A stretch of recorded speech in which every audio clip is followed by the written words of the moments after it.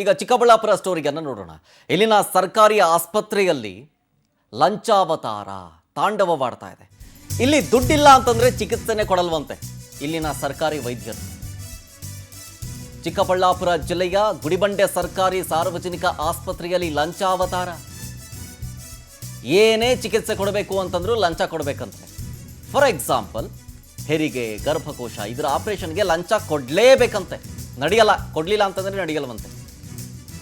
Doctor Narasimhamurthy ಇವರ ವಿರುದ್ಧ ಲಂಚ ಪಡೆಯೋ ಆರೋಪ ಕೇಳಿ ಬರ್ತಾ ಇದೆ.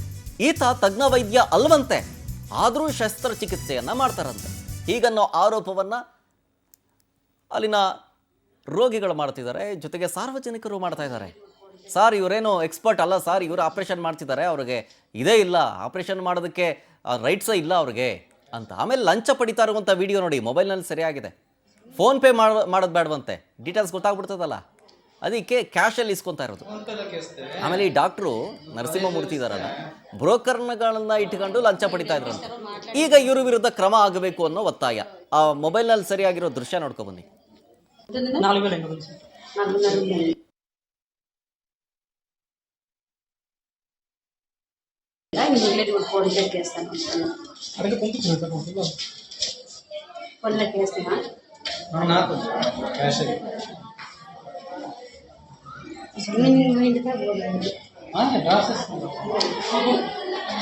ఫోన్ పేలోకి వేస్తే 15,000 ఇస్తే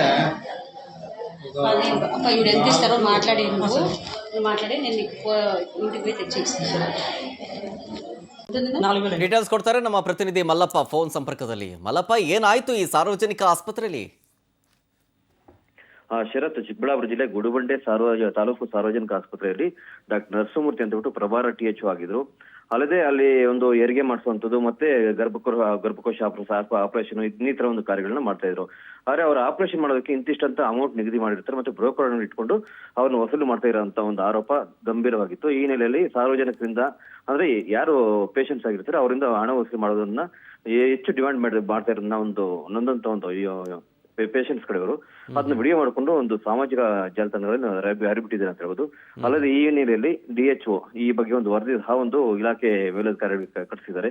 ಅಲ್ಲದೆ ಅವ್ರನ್ನ ಪ್ರಭಾರಿ ಹುದ್ದೆ ಏನ್ ಕೊಟ್ಟಿದ್ರೆ ಅದನ್ನ ಕ್ಯಾನ್ಸಲ್ ಮಾಡಿ ಅವ್ರನ್ನ ಮುಂದಿನ ಅವ್ರ ವಿರುದ್ಧ ಒಂದು ಕ್ರಮಕ್ಕೆ ಸಹ ಒಂದು ವರದಿ ಕೊಟ್ಟಿದ್ದಾರೆ ಅಂತ ಹೇಳ್ಬೋದು. Sharath, okay, thank you Mallappa ಡೀಟೇಲ್ಸ್ಗಾಗಿ. ಬಟ್ ಓವರ್ ಆಲ್ ಆಗಿ ಈ ಚಿಕ್ಕಬಳ್ಳಾಪುರದ ಶಾಸಕರು ಯಾರು ಇದ್ದಾರಲ್ಲ, ಪ್ರದೀಪ್ ಈಶ್ವರ್ ಅವರು, ಇದರಲ್ಲೆಲ್ಲ ಭಾರಿ ಮುಂದಿರ್ತಾರಪ್ಪ, ಈ ಥರ ನಡೆಯೋಕ್ಕೆ ಬಿಡಲ್ವಪ್ಪ. ಬಟ್ ಆದರೂ ಏನೋ ನಡೀತಿದೆ, ಅವ್ರ ಗಮನಕ್ಕೆ ತರಬೇಕು ಈ ವಿಚಾರ. ಅದಾದಮೇಲೆ ಆರೋಗ್ಯ ಸಚಿವರು ಈ ಸ್ಟೋರಿಯನ್ನು ನೋಡಬೇಕು. ಚಿಕ್ಕಬಳ್ಳಾಪುರ ಅಷ್ಟೇ ಅಲ್ಲ, ಬೇರೆ ಬೇರೆ ತಾಲೂಕು ಆಸ್ಪತ್ರೆಗಳಲ್ಲಿ ಹಿಂಗೆ ಪರಿಸ್ಥಿತಿಗಳು ನಿರ್ಮಾಣ ಆಗಿದೆ. ಆದಷ್ಟು ಬೇಗ ಇಂಥವಕ್ಕೆಲ್ಲ ಕಡಿವಾಣ ಹಾಕಬೇಕು.